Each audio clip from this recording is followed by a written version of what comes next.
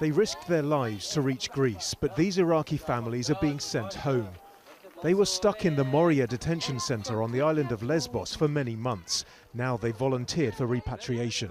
Moria no good, Karatebe no good.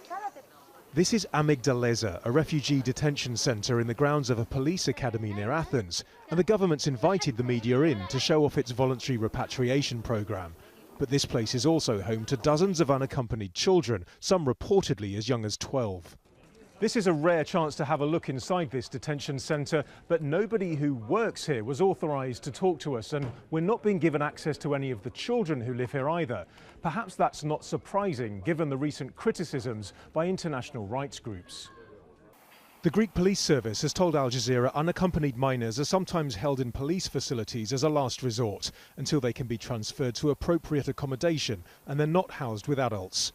But Human Rights Watch recently interviewed dozens of unaccompanied refugees aged under 18, and their conclusions are worrying. Human Rights Watch says in some cases they were made to live and sleep in overcrowded, filthy, bug and vermin-infested cells, sometimes without mattresses, and were deprived of appropriate sanitation, hygiene and privacy. Some were held with adults, even though this increases the risk of abuse and sexual violence and violates international and national laws requiring the separation of adults from children in detention. Al Jazeera met one boy who spent months alone in various police cells on Greek islands before being housed in a charity shelter here in Athens. When I asked to eat in a room with the other children, they said no. They were shouting at me, and on one occasion they hit me. It wasn't unusual. Once they brought in 2 children younger than me. They hit one of them and broke his hand. This centre's run by Praxis, a humanitarian organisation helping many of the thousands of unaccompanied children who've arrived in Greece this year. The country only has 800 spaces for them in government-run shelters, with at least 1,700 currently held in detention centres and many more still not registered. Praxis say they've seen youngsters whose hair turned white because of the trauma of being held alone.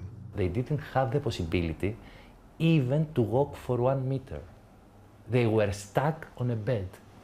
So they were in prison, really? Of course, the argument from the police side that we don't want them to be out from here in order not to come in contact with adults.